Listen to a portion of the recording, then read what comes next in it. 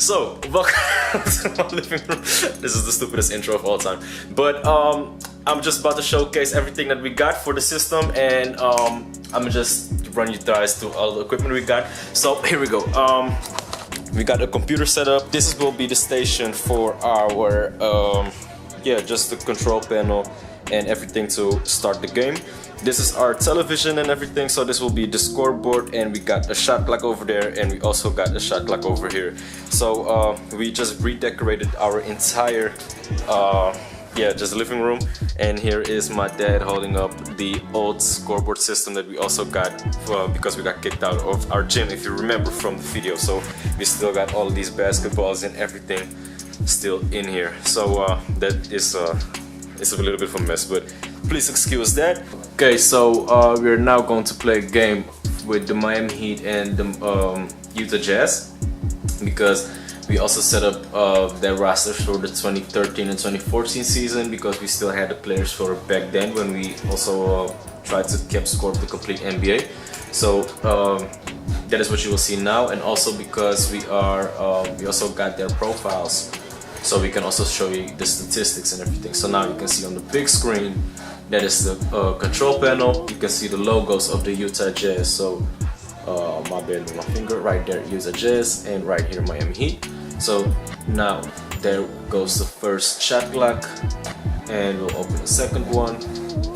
So here's now the first shot clock, and here's the second, but it will go there, and then we'll open the control panel in the center screen. So we were able to build this with just a bunch of scraps. Tony Stark was able to build this in a cave with a bunch of scraps. I think we spent like 20 euros a piece on those two monitors, so for the shot clocks, and just added a old salvage yard or anything.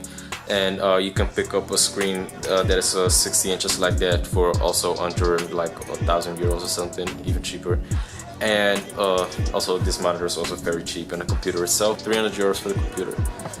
So yeah, it would be pretty cheap if you would just use used components to do this, instead of buying a 15,000 euro control scoreboard with a control panel that's also like 1,500, and also 1,500 for the individual shot clock. So that is basically everything we're working with. So now you can see that the pregame is on the board. So also in the shot clocks you can see that the time is running down. So this would be pre-game sessions for everybody to run their layup lines and all of that. So yeah. So if you want to skip this pre-game, and then you can go to the break, and here we can just play highlights of the game and do all types of things you want to. So yeah, that also always looks cool. Be able to see how many minutes you got left. You also be able to see it in the shot clocks and all of that. So yeah.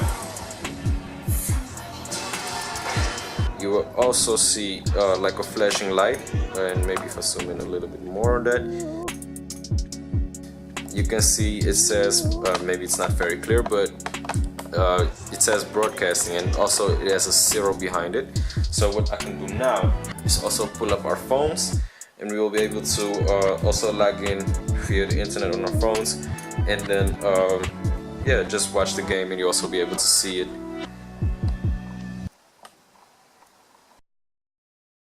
So you went to live games, and then you can see that there's a game available. So it is the home setup demo, and then you can see it's in the Belmar neighborhood, Utah Jazz against the Miami Heat, and then you can see the just the control panel, the scoreboard, and the score, the game, how many minutes are left, and all of that. So the broadcasting went from 0 to 1. So now you can see I did the same thing. So I now on my phone also have the complete scoreboard. So let's say you're a parent at home and you can't make it to the game, you can also always stay tuned and just wait what the score is and all of those things. So it's also great for those purposes. There you go. So you can see everything counting down, the shot clocks are going. So you can also see the ball possession and everything. So can you also now show us what happens when somebody scores? So you can see their face appear. So again, you can see somebody score. And the shot clock winding down.